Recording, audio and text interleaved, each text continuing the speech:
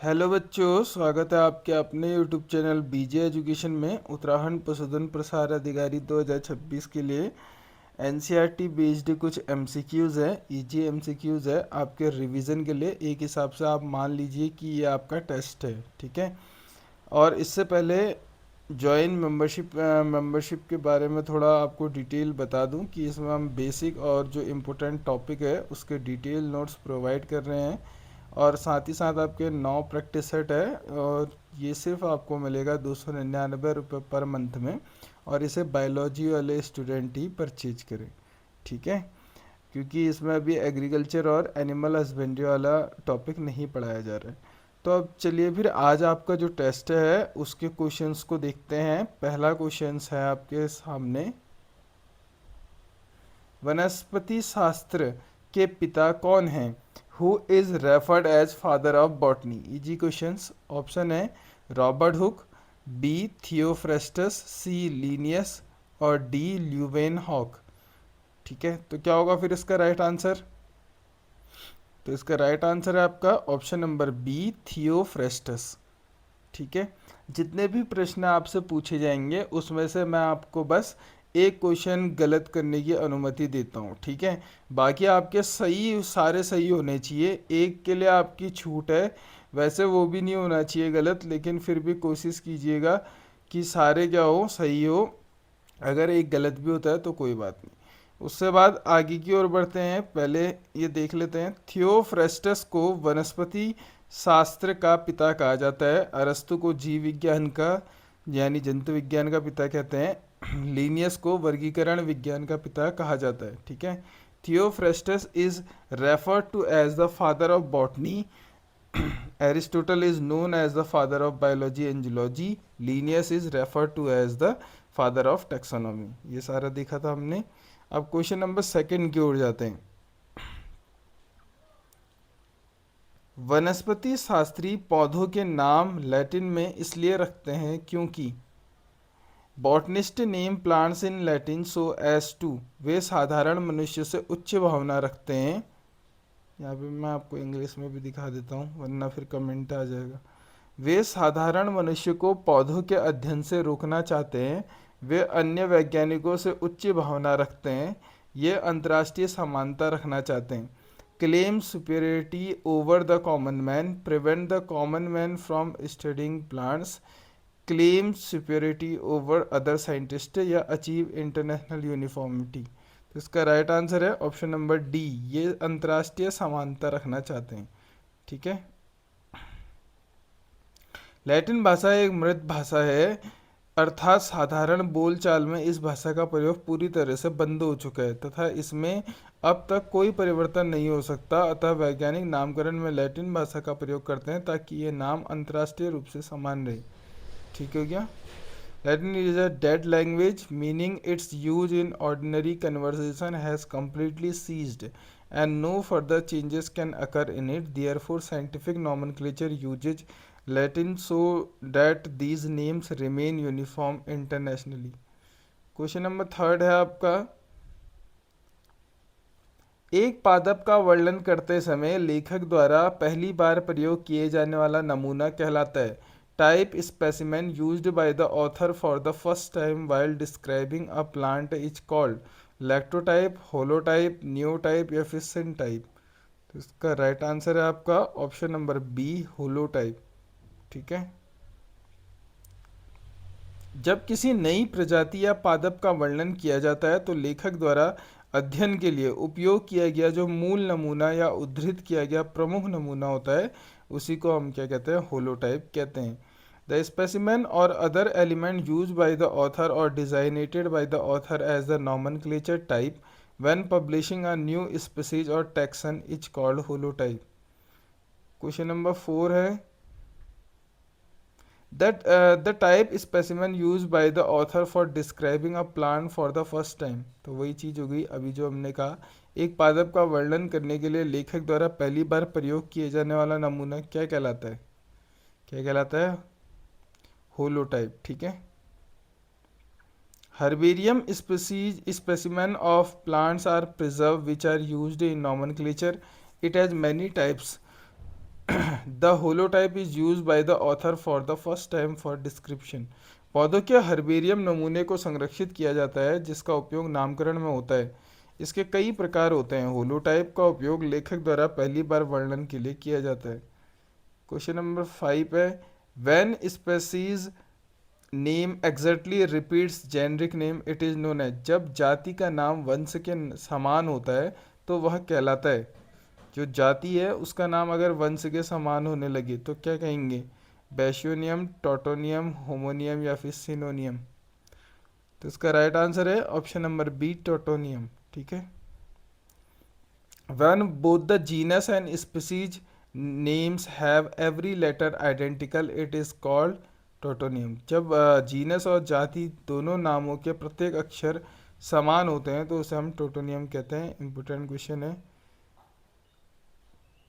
A botanical name in which specific epithet repeats exactly the generic name is called। एक वानस्पतिक नाम जिसमें वंश नाम पूर्ण रूप से जाति संकेत पद को ही दोहराता है कहलाता है। क्या कहलाता है? टोटोनियम। क्या कहलाता है? टोटोनियम। अभी ऊपर दिया है। ठीक है। क्वेश्चन यही है ना, आपका बुक में जो है कभी कभी एक ही क्वेश्चन दो तीन तरीके से पूछे जाते हैं। ठीक है। इसका रेफरेंस वो ऊपर ही वाला रहेगा। उसके बाद हम नया देखते हैं, आपका नया question. Type specimen selected from the original material in case the holotype is missing is called. यदि होलोटाइप अनुपलब्ध हो तो मूल सामग्री से चयनित नमूना प्रारूप को कहा जाता है। क्या कहते हैं फिर? ऑप्शन है आइसोटोप, लैक्टोटाइप, आइसोटाइप, लैक्टोटाइप, नियोटाइप या फिर टोपोटाइप। तो इसको कहते हैं लैक्टोटाइप। ठीक है। If the original holotype is missing or destroy a specimen selected from the original material, syntypes or isotypes to serve as the nomenclature type is called a lactotype। यदि मूल होलोटाइप नष्ट हो जाए या फिर उपलब्ध नहीं है तो जो मूल सामग्री है कच्चे माल से चुने गए विकल्प को क्या कहते हैं? लैक्टोटाइप कहते हैं। क्वेश्चन नंबर 7 है, जब मूल टाइप सामग्री अनुपलब्ध हो। देखिए उसी क्वेश्चन को अब ऐसे घुमा के दिए। जब मूल टाइप सामग्री अनुपलब्ध हो तो इस कार्य हेतु टाइप इलाके से एकत्रित एक नमूना चुना जाता है और ये कहलाता है। क्या कहलाता है फिर बताइए? क्या कहलाता है? इलेक्ट्रोटाइप। एक मिनट। हाँ, जब मूल टाइप सामग्री अनुपलब्ध हो तो इस कार्य हेतु टाइप इलाके से एकत्रित एक नमूने को चुना जाता है, यह कहलाता है। When the original type material is not available and specimen collected from type locality is chosen to serve as type, it is called। Option है पैराटाइप, सिनटाइप, सजोटाइप या फिर टोपोटाइप। तो इसका राइट आंसर है ऑप्शन नंबर डी, टोपोटाइप। ठीक है। ऊपर क्या था क्वेश्चन? यदि होलोटाइप अनुपलब्ध हो तो मूल सामग्री से चयनित नमूना प्रारूप को कहा जाता है लैक्टोटाइप। ठीक हो गया। तो इसका राइट आंसर क्या है? टोपोटाइप। मूल सामग्री से चयनित सामग्री या सामग्री या टाइप इलाके से एकत्रित नमूना जो मूल टाइप सामग्री के अनुपलब्ध होने पर चुना जाता है उसे हम टोपोटाइप कहते हैं।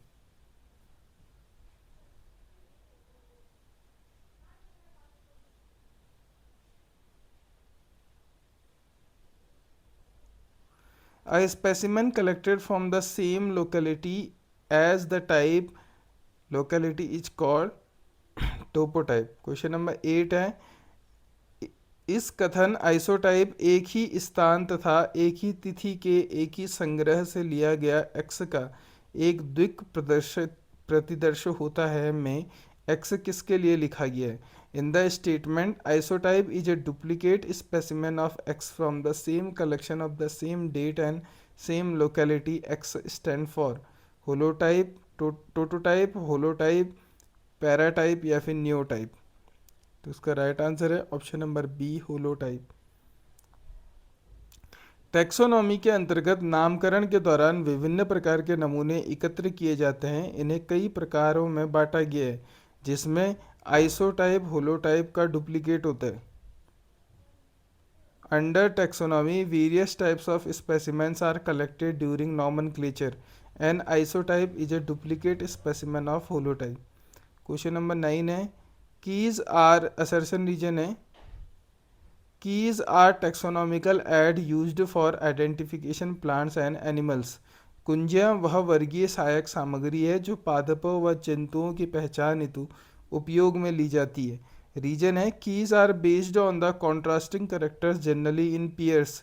कुंजियाँ विपर्यासी लक्षणों पर आधारित होती है जो सामान्यतः जोड़े में होते हैं। तो अब आपको बताना है कौन सा कथन कौन कौन सा सही है कौन से गलत है। तो इसका राइट आंसर है आपका ऑप्शन नंबर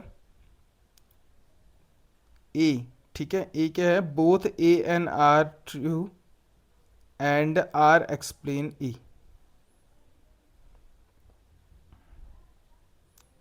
कुंजियाँ वह वर्गीय सहायक सामग्री है जो पादपों व जंतुओं की पहचान हेतु उपयोग में ली जाती है।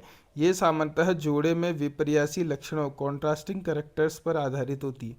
Keys are taxonomic aids used for the identification of plants and animals and they are based on contrasting characters generally in a pair known as couplet। Question number 10 है क्या आप अपने नमूने की स्थलाकृति 3D छवि प्राप्त करना चाहते हैं तो आप किस प्रकार की माइक्रोस्कोपी का उपयोग करेंगे। What type of microscopy would you use if you want to get a topographical 3D image of your sample? Light microscopy, प्रतिदीप्ति microscopy, scanning electron microscopy, transmission electron microscopy. ये आपके इंग्लिश में ऑप्शन है। तो इसका राइट आंसर है option number C, scanning electron microscopy. ठीक है, इस स्कैनिंग इलेक्ट्रॉन माइक्रोस्कोपी SEM एक प्रकार का इलेक्ट्रॉन माइक्रोस्कोप है जो इलेक्ट्रॉनों को एक केंद्रित किरण के साथ सतह को स्कैन करके एक नमूने की छवियां बनाता है। SEM द्वारा किसी नमूने की स्थलाकृति 3D छवि प्राप्त की जाती है। Scanning electron microscopy SEM uses a focused beam of electrons to scan across a sample surface providing detailed topographical and 3D images। Question number 11 है वर्गीकरण की बेंथम एवं हुकर पद्धति। Bentham and Hooker system of classification is natural system, phylogenetic system, artificial system या फिर none of these. तो इसका right answer है ऑप्शन नंबर ए, नेचुरल सिस्टम। ठीक है, जॉर्ज बेंथम और जोसेफ डॉल्टन हुकर द्वारा दी गई वर्गीकरण की पद्धति एक प्राकृतिक वर्गीकरण प्रणाली नेचुरल सिस्टम ऑफ क्लासिफिकेशन है जिसका उपयोग बीज वाले पौधे के लिए मुख्य रूप से किया जाता है। The Bentham and Hooker system of plant classification is prominent natural system based on a large number of natural characters. Easy question था ये। तो वर्गीकरण की निम्नलिखित में से किस प्रणाली का प्रयोग कार्ल लिनियस ने किया था। Which of the following system of classification was used by Karl Linnaeus. वंशावली प्रणाली, फाइलोजेनेटिक सिस्टम, प्राकृतिक प्रणाली नेचुरल सिस्टम, कृत्रिम प्रणाली आर्टिफिशियल सिस्टम, या एक से अधिक है या फिर एक भी नहीं है इसमें से क्या होगा फिर। तो इसका राइट आंसर है option number C, artificial system. ठीक है, कार्ल लिनियस ने वर्गीकरण की कृत्रिम प्रणाली आर्टिफिशियल सिस्टम की शुरुआत की जो बाह्य लैंगिक लक्षणों पर आधारित है। वर्गीकरण की प्राकृतिक प्रणाली किसने दी थी, जॉर्ज बेंथम तथा जोसेफ डॉल्टन हुकर ने। क्वेश्चन नंबर 13 है बेंथम तथा हुकर द्वारा दिया गया वर्गीकरण है। The classification given by Bentham and Hooker natural, phylogenetic, artificial या फिर न्यूमेरिकल। तो अभी पढ़ा हमने क्या है, नेचुरल है। बेंथम एवं हुकर की वर्गीकरण पद्धति में कुल कितनी सीरीज हैं। Total number of series in Bentham and Hooker system of classification are कितनी है फिर। तो इसका राइट आंसर है ऑप्शन नंबर सी, 21। ठीक है, बेंथम एवं हुकर ने बीज युक्त पौधों को द्विबीजपत्री डाइकोटिलिडन्स, जिम्नोस्पर्म तथा एक बीजपत्री में विभाजित किया। इनके द्वारा प्रस्तुत वर्गीकरण में कुल 21 सीरीज है जिसमें से 14 सीरीज द्विबीजपत्री में तथा 7 सीरीज एक बीजपत्री में है। ठीक है, फिर आगे की ओर बढ़ते हैं। आगे है क्वेश्चन नंबर 15, 5 जगत वर्गीकरण किसने प्रस्तुत किया था। Who suggested 5 kingdom classification of organism. Whittaker, Copeland, Edwards, Thambe. तो इसका राइट आंसर है ऑप्शन नंबर ए, विटेकर। ठीक है, तो यहाँ पे फिर आपका सारों का बताया है, देख लीजिए इसको। 5 जगत वर्गीकरण विटेकर ने 1969 में, 4 जगत वर्गीकरण कोपलैंड ने 1938 में, 3 जगत वर्गीकरण हकल ने 1866 में, और 2 जगत वर्गीकरण लीनियस ने 1735 में। ठीक है, तो इम्पोर्टेंट है ये भी। क्वेश्चन नंबर 16 है, निम्नलिखित कथनों पर विचार कीजिए। वर्गीकरण पद्धति सिस्टमैटिक्स जीवों की विविधता व उनके उद्भव विकासीय संबंधों का अध्ययन है। Systematic is the study of diversity of organism and their evolutionary relationship. Systematic शब्द की उत्पत्ति ग्रीक भाषा से हुई है। The word systematic has its origin from the Greek language. और थर्ड, सिस्टमैटिक शब्द का उपयोग सर्वप्रथम कैरोलस लीनियस द्वारा किया गया था। तो कौन सा सही होगा फिर आप बताइए, ये आपके ऑप्शन है।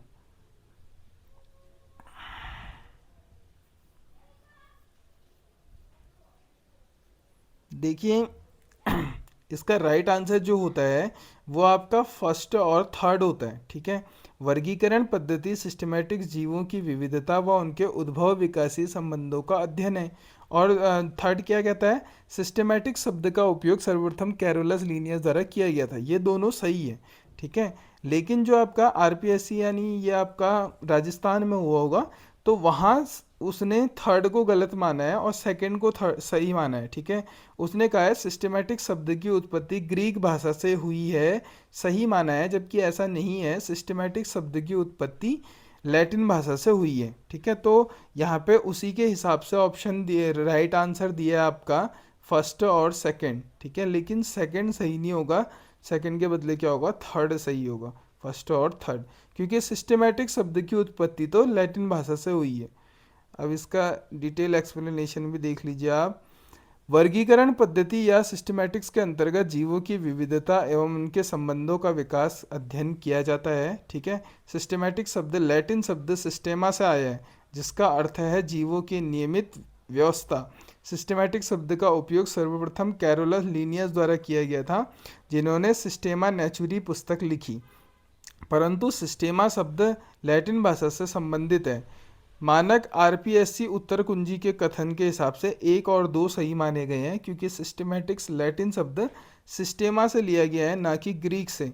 अतः तो याला कथन क्या होना चाहिए, गलत होना चाहिए। ठीक है, तो यही चीज़ इंग्लिश में है। क्वेश्चन नंबर 17 है, निम्नलिखित में से कौन सा कथन गलत है।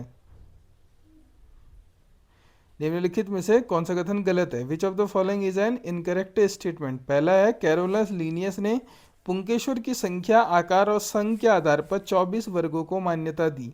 दूसरा है, बी स्पीसीज प्लांटेरम 1753 में प्रकाशित हुई थी। सी है, एडेंशन को संख्यात्मक वर्गीकरण का ग्रैंडफादर माना जाता है।